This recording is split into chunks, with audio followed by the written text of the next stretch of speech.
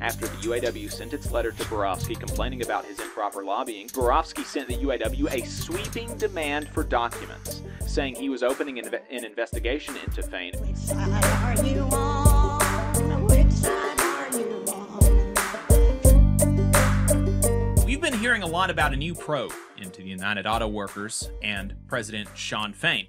Specifically, we have heard allegations that Shawn Fain has improperly used his authority for the benefit of people that he is close to, for the benefit of family members, and that he has improperly retaliated against his officers.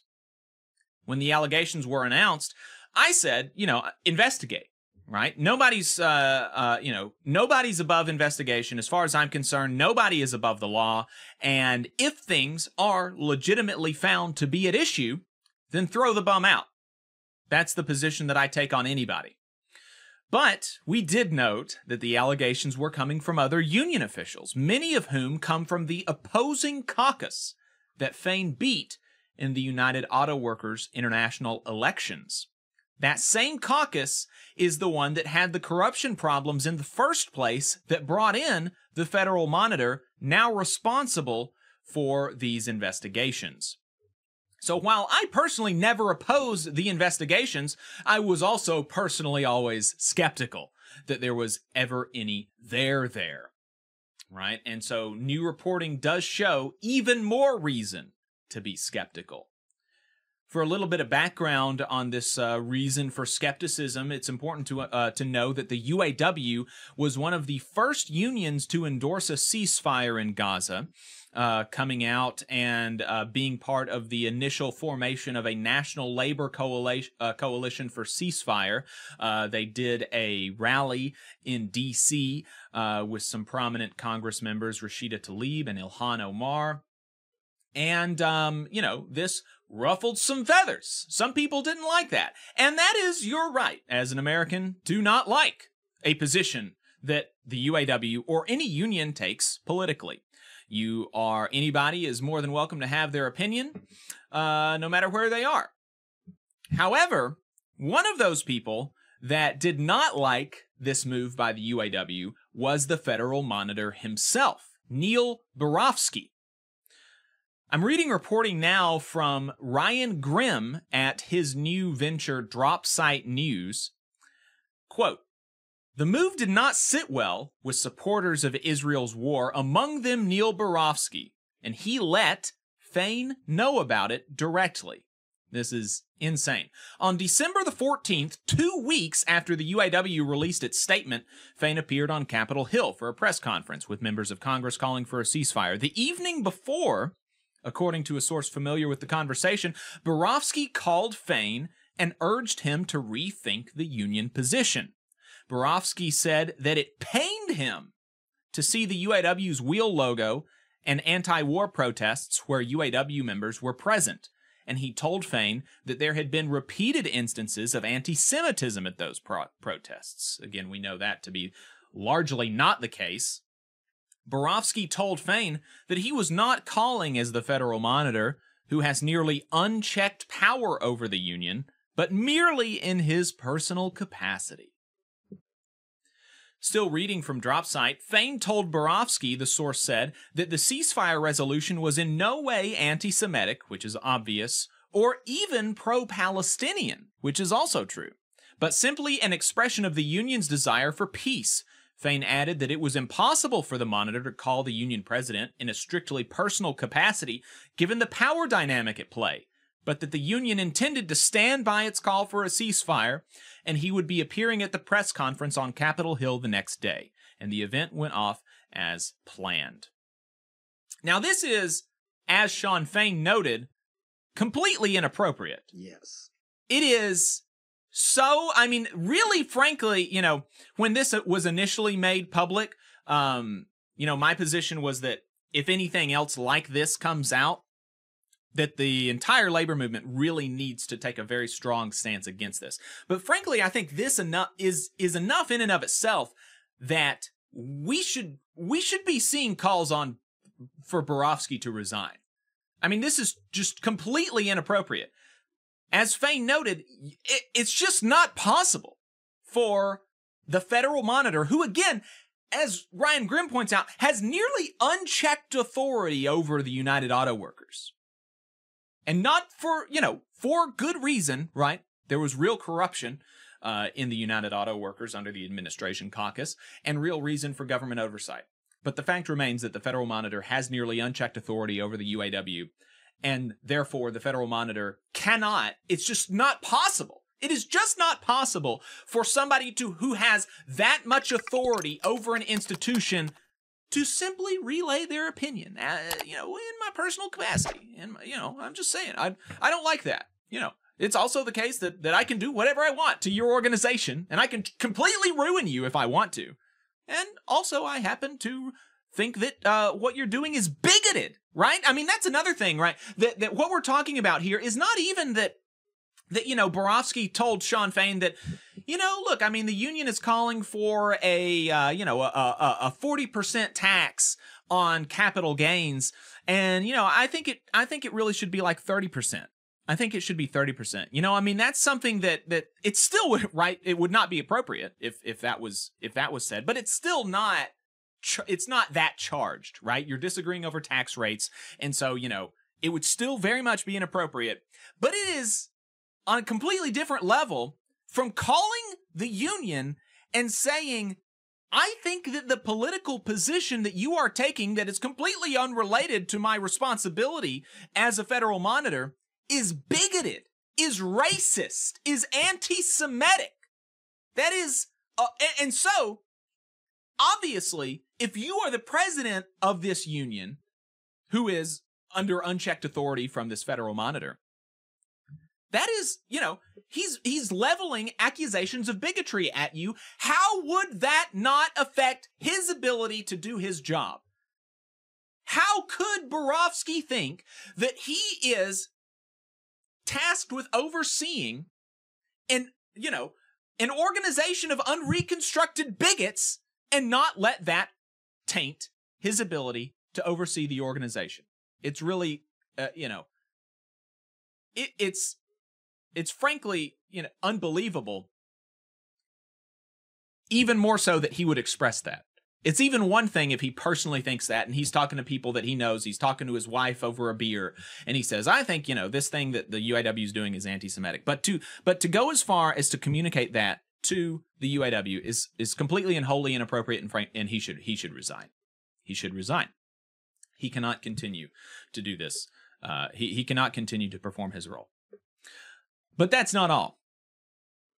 Borofsky himself confirmed that he made the call, so there is no denial of this call happening. He confirmed that he made the call in a letter that he sent to the executive board. That letter was first reported by the Detroit News.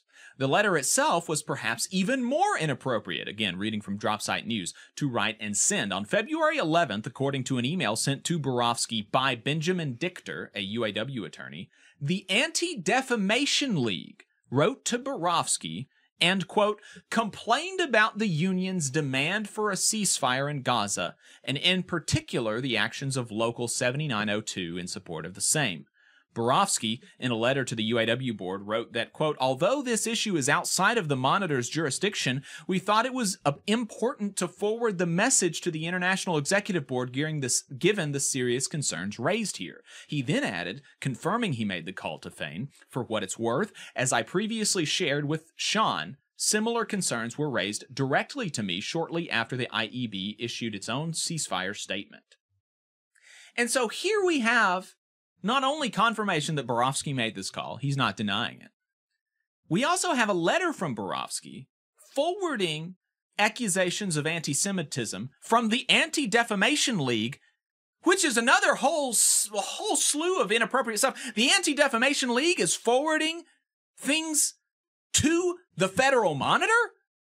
This is, whoever did this at the Anti-Defamation League should resign.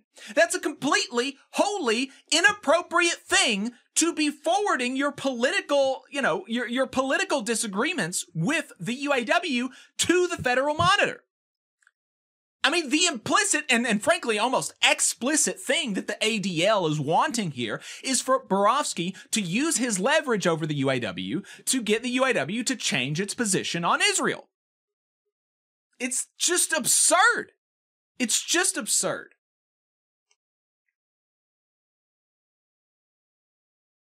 Borofsky should resign. The person at the ADL should resign. It's all of this is completely inappropriate.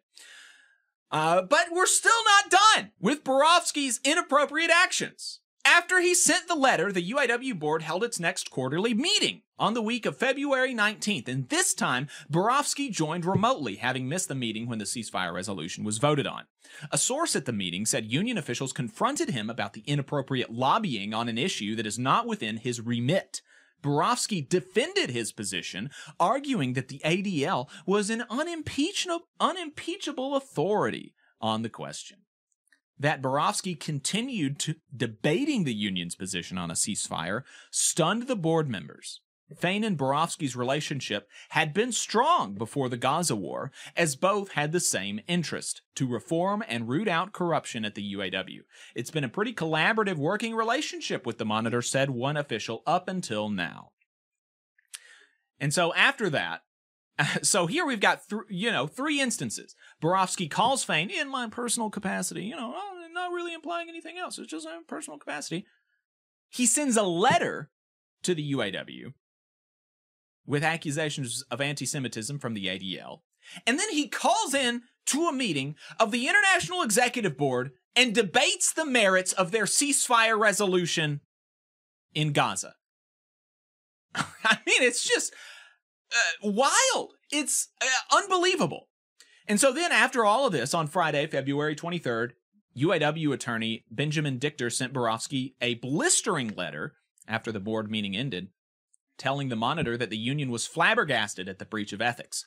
You called, and this is from Dichter's letter, you called President Fain and introduced your conversation with President Fain as one that was, quote, strictly on a personal level, unquote, during which time you shared with President Fain your personal concerns about the union's position on the crisis in Gaza.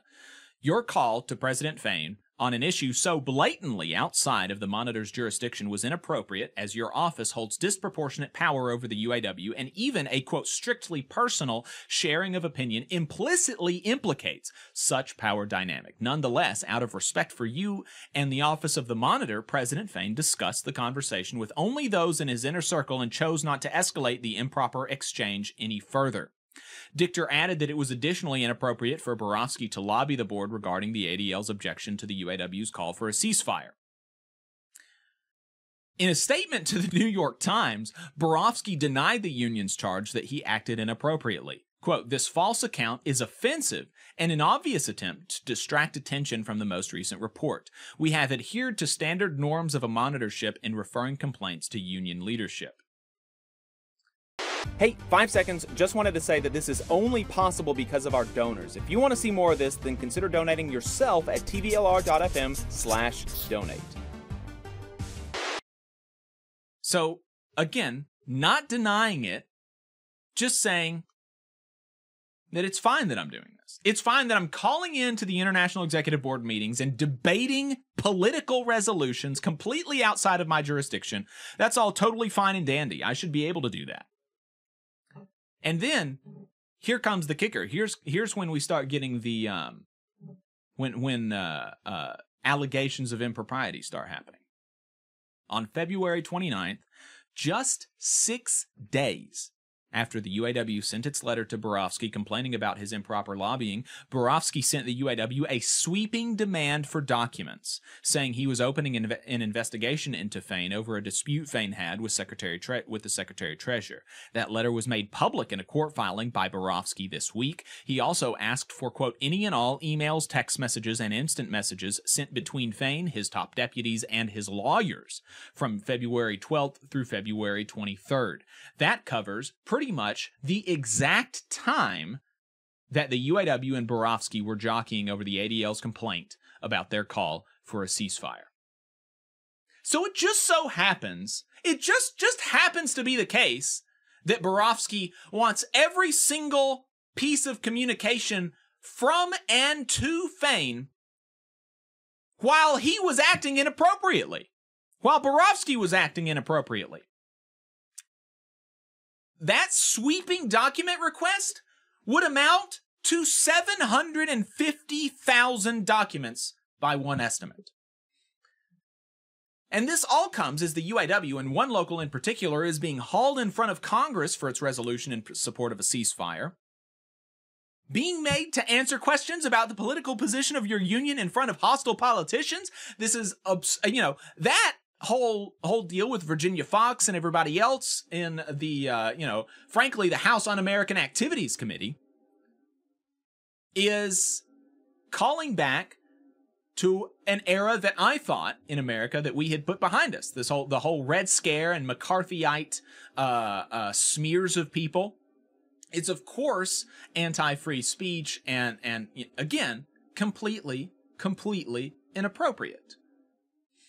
But look, I do want to be fair. I do want to be fair and say that it is possible. It's possible that all of this is a huge coincidence. It just so happens that yes, okay, it's true that Borofsky is being wildly inappropriate. He should resign and all of this kind of stuff. But it's possible that is happening, and Shawn Fain is acting inappropriately as well. It's all right. That's theoretically possible. It's theoretically possible, and it's also theoretically possible that this is all happening.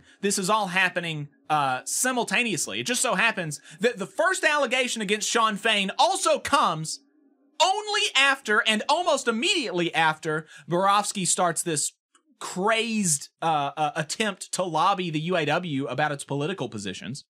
It's possible. It's possible, right? So let's take a look at the allegations.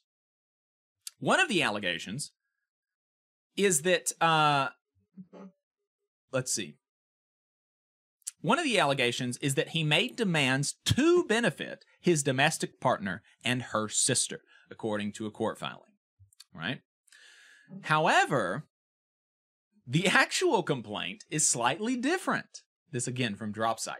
Rich Boyer, who Fain reassigned in May from his job as vice president, said that his reassignment action was void because Fain implemented it in retaliation for my refusal to accede to demands by Brother Fain and his agents that I take actions involving the Stellantis assignment that would have benefited Brother Fain's domestic partner and her sister. Ryan Grimm points out that the difference between to benefit, as the Journal described it, and would have benefited, which is Boyer's phrasing, is not just grammatical. If Fain pushed for a broad policy or negotiation tactic that would have benefited many people, and among those are his partner and his sister, that's different than Fain asking for specific favors for his partner and sister.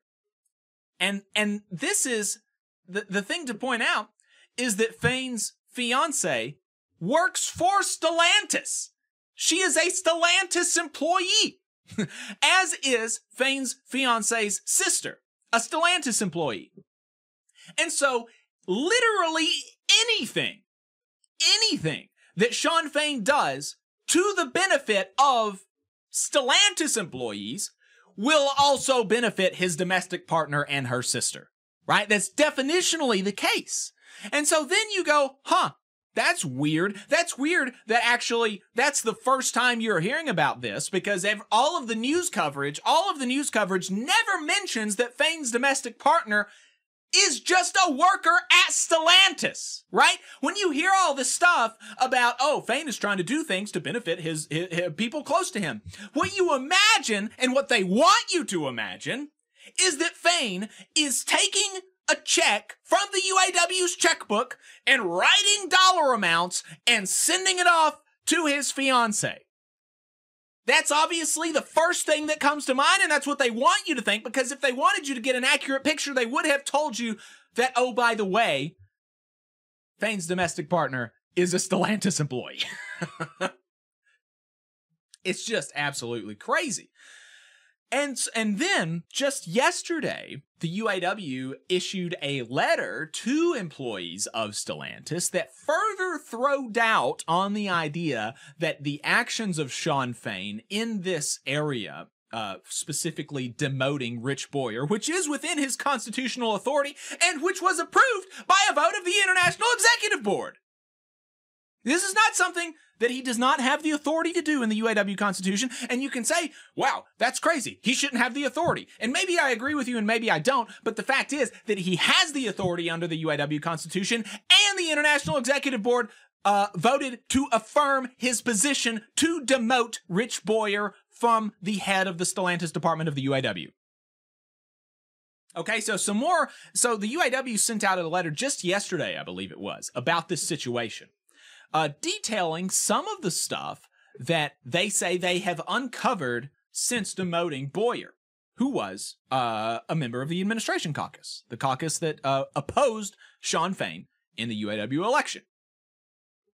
Unfortunately, this is from the UAW. When we took over the UAW Stellantis department, we found many instances where leadership had failed to communicate, distorted facts, and mismanaged our position with the company on key issues for UAW Stellantis members. Our work over the past months has been to get straight answers on where we stand, push to win on those issues that have been neglected or ignored, and accurately and truthfully inform the membership of where things stand. Here are some important updates. On the Belvedere and Kokomo transmission, through our involvement and ongoing negotiations with the White House and federal agencies, we were able to secure over $300 million in conversion grants to Belvedere Assembly and $250 million to Kokomo Transmission to ensure the company keeps its commitments to our members at those facilities. Those grants are revocable by the Department of Energy for any reason with consideration for commitments made in collective bargaining. Our political program is going to push to ensure those funds are used to create strong UAW jobs in our communities. The contractual language from the Belvedere investment letter requires the company to be producing a mid-size product at Belvedere by 2027. That's what the contractual language required. We have since learned that previous Stellantis department leadership was meeting with the company and discussing moving the date of production to 2028, which is after our contract expires. We want to be clear, this is absolutely unacceptable, and we do everything in our power to hold Stellantis accountable to their contractual commitments. We also know that the company has backed off its commitments to open a Mopar mega hub in Belvedere in 2024, and we are in preliminary discussions for enhanced benefits for those workers who are affected while not rushing towards consolidation of our regional hubs, as other members would have been negatively impacted. On Dodge Ram, in the most recent round of negotiations, we fought hard to keep Dodge Ram production in the United States. In the course of taking over the department, we have unfortunately discovered that the previous department leadership had communicated with the company and allowed Stellantis to move overflow production of the Dodge Ram to Mexico. Let me be clear, we have a dual source letter to protect SHAP, but the overflow is not going to Warren Truck. And we have heard the rumors of potential layoffs there, though those have not been confirmed. This is in direct contradiction to what was previously communicated by department leadership to the President's office, to the Stellantis Council, and our membership. We are working hard to address this issue with the company and will fight to keep all Dodge Ram production in the United States. And so, those are very serious accusations from the UAW about mismanagement of Stellantis, of the Stellantis relationship between Stellantis and the UAW by, he was unnamed, but Rich Boyer, right? And if any of that is even remotely true, I think basically any union member, and particularly a UAW member at Stellantis, would also have supported his demotion. Making backroom deals with the company to move production to Mexico, making backroom deals with the company to push a commitment to reopen Belvedere by a year. I mean, this is all, these are reasonable reasons for demotion, and I think anybody would think so. And so, with all of that, context, it really is seeming more and more like the investigation into Shawn Fain and the UAW by the Federal Monitor is just a bunch of trumped up hokum. There have been no more details that I have seen about the expenditures that the Secretary of Treasurer claimed were inappropriate. That's the other claim. Those are basically the two claims, that Shawn Fain is doing things for the benefit of people close to him, and then that the Secretary of Treasurer, who also had some duties reassigned, the Secretary of Treasurer saying that she said that some of the expenditures that Shawn Fain was wanting were inappropriate. Those were basically the two claims. I haven't seen or heard or read of any more details about the expenditures that the Secretary of Treasurer claimed were inappropriate, but if the pattern that I detailed previously is anything to go by, this is likely trumped up too. So there we go. Yeah, just totally ridiculous. Appreciate you breaking that down for us, because I think folks are just going to see headlines, and that's what they want. They want folks to just see a headline that says, oh, UAW in trouble, UAW under investigation. Oh, I guess the new guy must be up to something.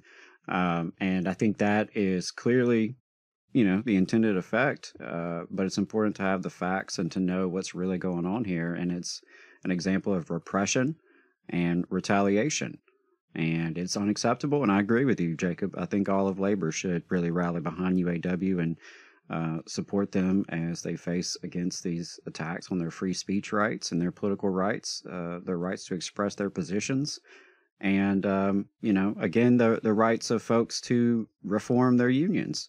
Right, that's also part of this as well.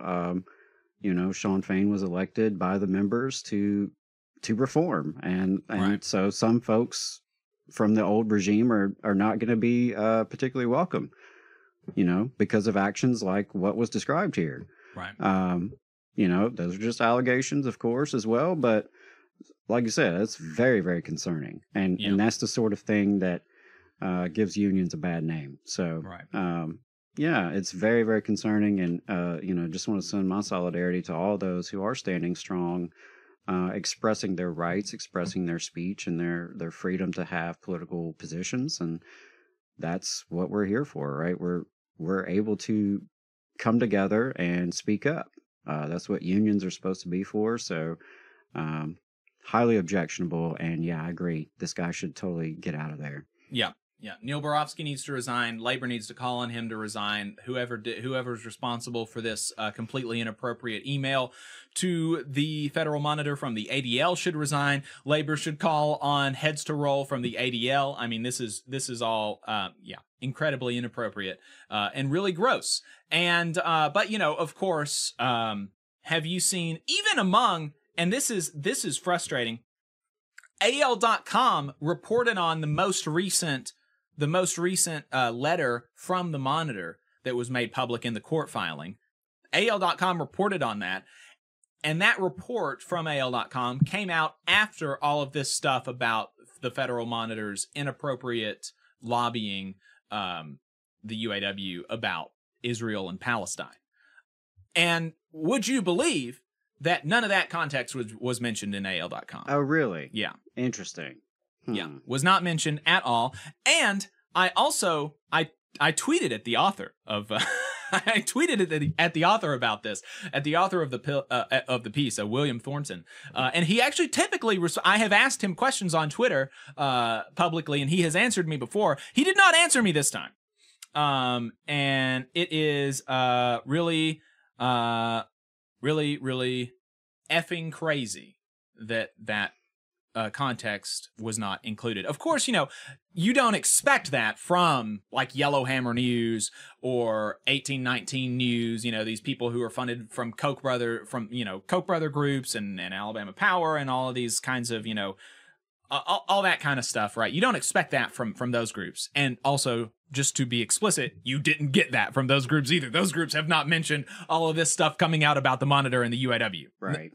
But that's not surprising. That's not surprising. You don't expect it from those because those are just like nakedly anti-worker, conservative reactionary outlets. Like they don't, I mean, there's some amount to kind of pretend to be like real news, but like it's much less, you expect AL.com you expect AL.com to be better than 1819 News, but their reporting around this situation has not been. Yeah, that's sad. Which is bonkers. To leave out the entirety of the context. The entire reason why this controversy has started.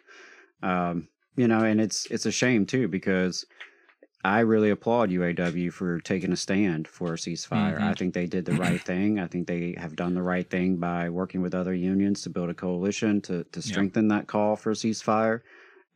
That's where the majority of the American people stand as well. And so, unfortunately, there are going to be folks who continue to try to suppress that opinion. But, they're on the wrong side of history, unfortunately.